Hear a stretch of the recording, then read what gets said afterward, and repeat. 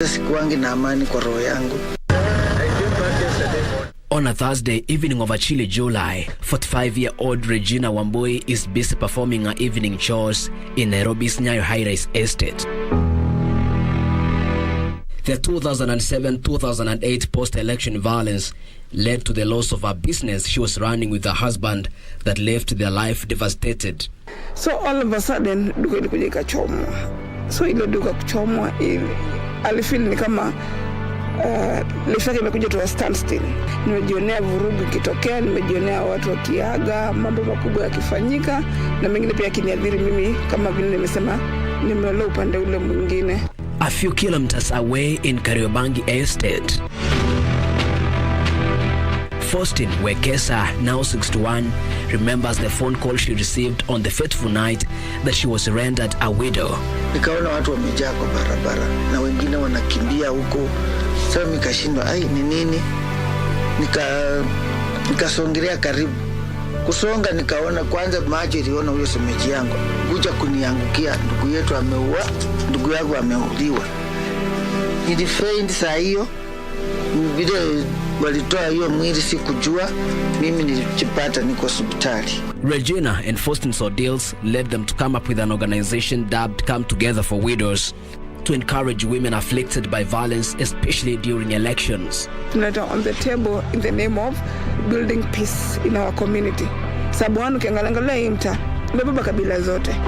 So tunahakikisha hizi kabila zote mmejaribu kuzileta pamoja, mmefanya vitu ambazo zinaweza change the way of thinking ya wamama hapa hivi. Tusije tumika na wanasiasa ati sababu maybe anafeel niko pale kwa mlango sana, kujeni wapatie 100 ndio kusudi mvuruge mtu fulani. Hiyo machafuko ya 2007 iliumiza wamama wengi na watoto wengi. Singependa nione mwenzangu pia ule ako na mzee aumie vile mimi niliumia. Their efforts saw the organization hold a National Women Peace Conference at Kenyatta International Convention Center that brought together over 1,000 women from all the 47 counties. But nashukuru Mungu, with the time tuliishi kucommunicate na haikuwa rahisi na kuomba ya kwamba peace will come to maybe to save our marriage, na peace ilikuja, na through that nilisema after peace God blessed me with a baby girl, baby Hope, who is now Hope for Peace, and she's Hope Omboi Ochieng for peace in Kenya before and after elections. They called for tolerance during the elections. And I decree and declare, may the peace of God reign in this country. Whereas the election is a periodic event, the effects of electoral-related violence may last a lifetime. This calls for sobriety among Kenyans to ensure that lives are not irreparably damaged by such an episodic event. Vote Kenya, vote peace. With the fond of painful memories of the traumatizing events still imprinted in the deep souls of mothers affected by post-election violence, the country still has a big gap to fill in terms of implementing measures to support in protecting women and minorities during and after elections. Andrew Kero for Channel 1 in Nairobi.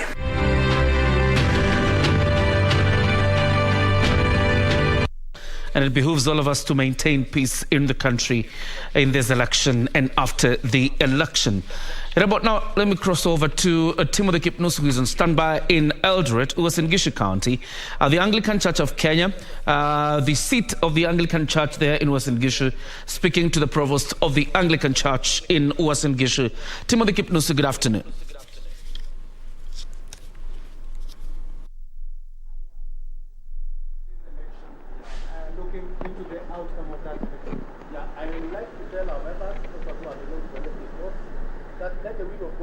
One, two.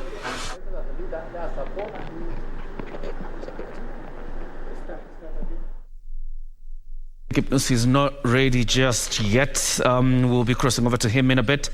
But let's focus on other news making headlines this afternoon. Security organs in Machakos County have ordered the closure of all bars in the area to ensure voters are sober as they cast their vote come Tuesday.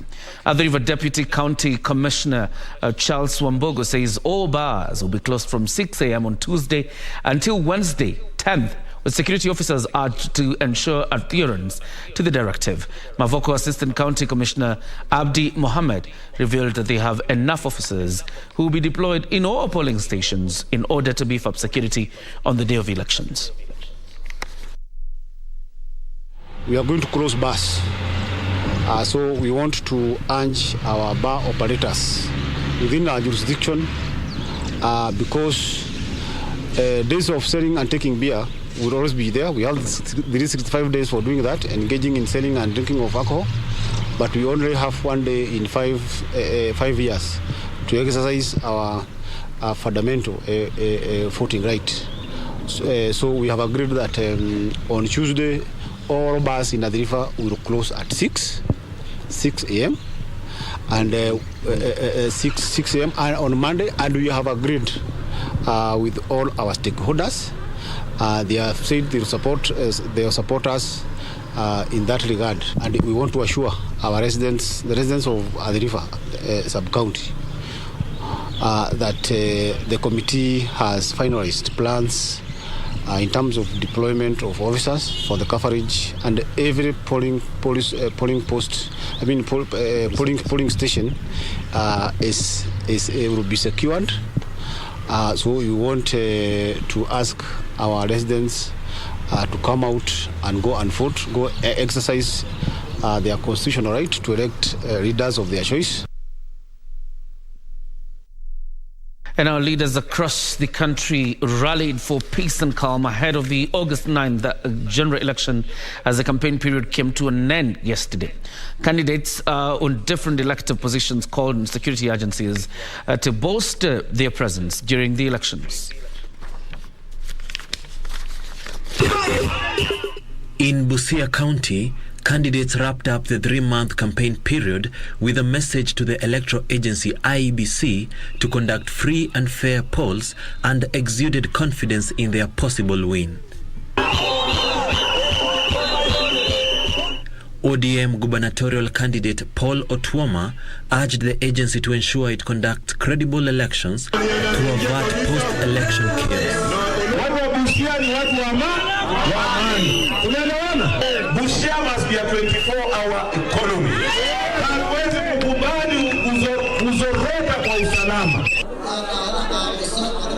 In Mandera County, the Jubilee senatorial aspirant Ibrahim Chulu made the last call to voters, asking them to be each other's brother's keeper.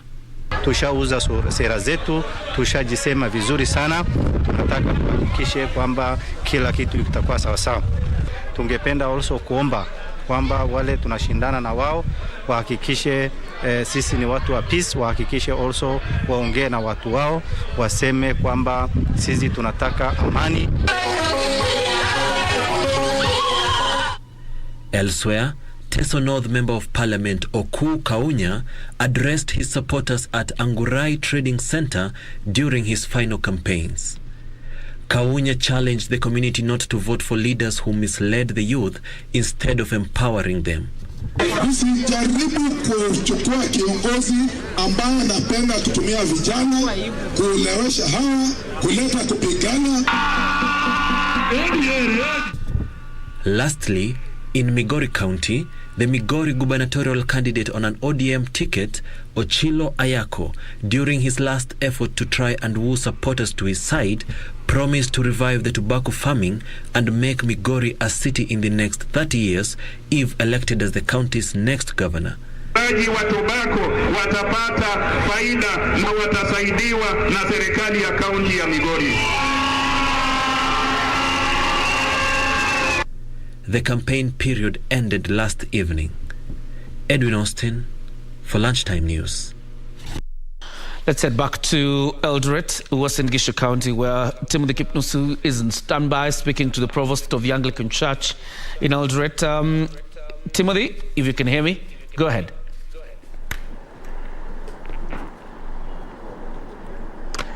A very good afternoon to you, Jacob Kioria, back there at the Broadcasting House in Nairobi. Yes, indeed, I'm still coming live from Uasin Gishu County. Been pitching camp since Friday to paint a picture of the election mood 1 day to the election. Remember, this is the home of champions, and of course, also the home of the Kenya Kwanza flag bearer William Samoei Arap Ruto. And today being on a Sunday, and yesterday being the last day for politicians to woo voters ahead of the August 9th poll. A number of them have been visiting churches to seek divine intervention. We've been in Catholic Church. We've also been in Anglican, or rather African Inland Church, AIC. And right now we are at Anglican Church of Kenya. And just to understand the feel and the preparations ahead of the Tuesday polls, I'm joined by Provost Bernard Kosgei from St. Matthew's Church here in Eldoret to tell us more about the preparations, and of course them being on the front line to preach a message of peace, to tell us many thanks indeed for joining us here in KBC Channel 1. I understand today you've received a number of politicians seeking elective positions, and I believe this is one of the hotspot areas in Uasin Gishu County. What has been the message, and what is the situation in the ground ahead of the polls? Yeah, I think what we are seeing is that we have a lot of peace here in Eldoret. Today we had a lot of members coming here to be with us in the service. But what we are sensing on the ground is that there's a lot of peace. People are prepared for elections, and therefore we are determined that these elections will be peaceful. And we also urge our members to be very peaceful as they go on Tuesday to do elections on that wonderful day. And therefore we are prepared for it. As a county, we are ready. And as a church, we are praying for this nation. And therefore we are determined everything will be in order. And we are praying for the IBC to be neutral, so that we are able to get the right leaders for this country. And whoever becomes the leader, we support as a church, and we are praying for this nation, so that we are able to get the right leadership for this country. In Eldoret, we are peaceful, and we have no issue. Perhaps there was some rumors that leaflets are are circulated in some parts of Eldoret, just from a number of leaders. Perhaps you can tell us what is the situation in terms of ensuring that we do not have people not going to vote or exercise their democratic right because of having fear. Yeah. What we are saying as a church is that we really want everybody to go and vote. We heard there was leaflets, but that was from the media. But ideally, we have not seen it as a church. On our networks, we have not been able to see any of them.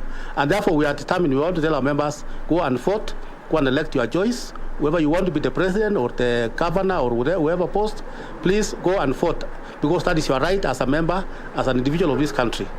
And therefore, we are saying there will be peace, and therefore go and vote.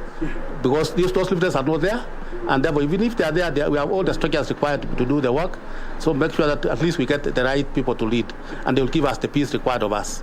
Where you stand as a man of God, what is your message to politicians who will lose in this year's election, of course, because we have seen before that a number of them, maybe they can try and influence some their voter or the supporters just to go to perhaps give another dispute in a different way, which is not required by the law. Yeah, what we are saying is that if you lose elections this next week on Tuesday, accept the results. And if you have any issue, don't incite anybody. Just go and to the court so that we're able to set out your issues in the court. And therefore, we really want that everybody, whoever has won their support as a county, so that we're able to proceed on with the work of this country. Otherwise, if you have lost, just accept it. And if you feel there's any grievances, just go and to the court so that your issues can be sorted out from there. And therefore, we really want peace. Yeah, accept whatever has come. We are sorry if you lose, but let us accept whatever happens.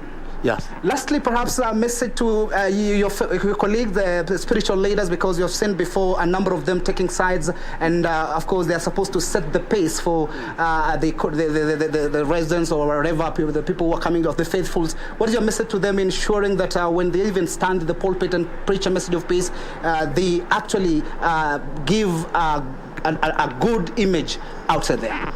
Yeah, what we are saying for the church members, let us be the conscience of the state. Let us always preach, let's always be neutral. let's always be the ones to midwife for peace in this country, and let's always be neutral. Let's not speak one side. And even if you have any support of any kind, let it not be open. Just be neutral as a member of the church, so that we're able to get the right people for this country. Because whoever becomes the president of all of us. Whoever becomes the governor or the MP of the area becomes the governor of all of us, those ones who support and those ones who are opposed to him. And therefore, let us just look for peace as the center of everything. And therefore, as a church member, preach peace, always talk about peace, and work with peace. Thank you so much. Thank you very much, Provost. There you have it, Kioria. That is Provost Bernard Kosgei of St. Matthew's Eldoret, the Anglican Church of Kenya, just putting the real picture here on the ground, and of course dismissing the fact that there are some leaflets circulated here in Uasin Gishu County trying to threaten a number of people not to go to vote or not to vote for a particular leader because maybe the outcome will be different, and therefore we'll be here pitching camp in Uasin Gishu County, and from here we'll be headed to Sugoi in the next an hour or so. I'll be giving you an update on what is happening, a feel on the ground in Sugoi, the home turf of William Samoei Arap Ruto, the Deputy President of the Republic of Kenya, and who is seeking the position of the President through the Kenya Kwanza Alliance ticket. And of course, from me, Timothy Kipnusu, I hand you back to studio, Jacob Kioria. Thank you very much, Timothy Kipnusi. In Eldoret, Uasin Gishu County, also keeping tabs on what is happening across the county ahead of Tuesday, and of course throughout the Tuesday elections and the reactions after that. Let's cross over to sports now. And Boniface Mweresa became the 12th Kenyan to run the 400 meters in under 45 seconds as he finished fourth in the final of the event at the Commonwealth Games in Birmingham, England. Mweresa was second going into the final 150 meters behind Englishman Matthew Hidson Smith before Zambian teenager Muzala Samukonga started to win the race in 44 minutes 66 seconds. Hassan Smith took silver in 44 minutes 81 seconds, with Jonathan Jones of Barbados finishing third in 44.89 seconds. And the gun goes for a clean start. The roar is deafening here in Birmingham. Hudson Smith losing nicely. Mweresa, the Kenyan inside him in lane number 6, also going well. Down the back straight in the sunshine at Alexander Stadium. Hudson Smith, the world bronze medalist. Well, no, Mweresa of Kenya on the inside is closing, but he's putting his foot down here, Hudson Smith. Jones running nicely in lane number 5, currently in the bronze medal position. Now he has to hold his form. England, Kenya, Uganda. Matt Hudson Smith tying up. Keep your eye on the African in lane number 8. And out of lane number 8, Muzala Samukonga, 44.65 seconds, breaking the heart of the English fans, breaking the heart of Matt Hudson Smith on his home track. This guy ran 44.89 and a personal best in his heat, and is confirmed at 44.66 for Muzala Samukonga of the Zambia. Kenya finished fourth overall as the curtains came down on the World Athletics Under-20 Championships in Cali, Colombia. USA emerged the overall winners with 15 medals, 7 gold, 4 silver and 4 bronze. Jamaica and Ethiopia completed the top 3 nations on the log. Kenya's Brenda Chebet clocked 4 minutes, 4.64 seconds to bag silver in the women's 1500 meters final, while compatriot Purity Chepkirui settled for bronze after clocking 4 minutes, 7.64 seconds. The duo also set their personal best in a race that was won by Ethiopia's Barke Hyolom. This is the last 50 meters, and it looks like it will be Kayam of Ethiopia from Chebet. And indeed it is, and Chepkirui, she comes through for the bronze medal. In the men's 800 meters final, Noah Kibet clocked 1 minute 48.50 seconds, a time that saw him finish 7th in the race. Ethiopia's Eremias Girma won the race, clocking 1 minute 47.36 seconds. Jen Gatti and Maureen Cherotich finished 6th and 7th in the 5,000 women's race that was dominated by Ethiopian duo Medina Elsa and Meknat Wodu. In the men's 3,000 meter steeplechase, Emmanuel Wafula and Haron Kibetwa placed 6th and 10th respectively in a race which saw Samuel Duguna and Samuel Firemu of Ethiopia clinch gold and silver respectively. Kenya finished 4th overall with 3 gold, 3 silver and 4 bronze medals. In the previous edition of the World Junior Championship that was hosted at Kasarani Stadium last year, Kenya emerged victorious with 8 gold, 1 silver and 7 bronze, while Finland and Nigeria finished 2nd and 3rd respectively. English Premier League defending champions Manchester City are hoping to bounce back to winning ways after their 3-1 loss to Liverpool in the Community Shield when they travelled to London Stadium to take on West Ham United. Meanwhile, Chelsea opened the Premier League season with victory over Everton as Jorginho's penalty decided a scrappy contest at Goodison Park. Koulibaly, in here for Chilwell, who goes to ground and gets a penalty. Up steps Jorginho and places it into the corner. Kulusevski's free on the other side, but Emerson Royals made himself available. Oh, and it's turned in for an own goal. Kulusevski, yes! Dejan Kulusevski gets his first goal in North London, and he deserves it. Elsewhere, a Fabian Schär won a goal and Callum Wilson's deft finish broke newly promoted Nottingham Forest's stubborn resistance as Newcastle opened their Premier League campaign with a deserved 2-0 victory at St James Park. Today, 3 matches will be on card. Leicester City will take on Brentford, Manchester United will face Brighton, while Manchester City will be away at West Ham United.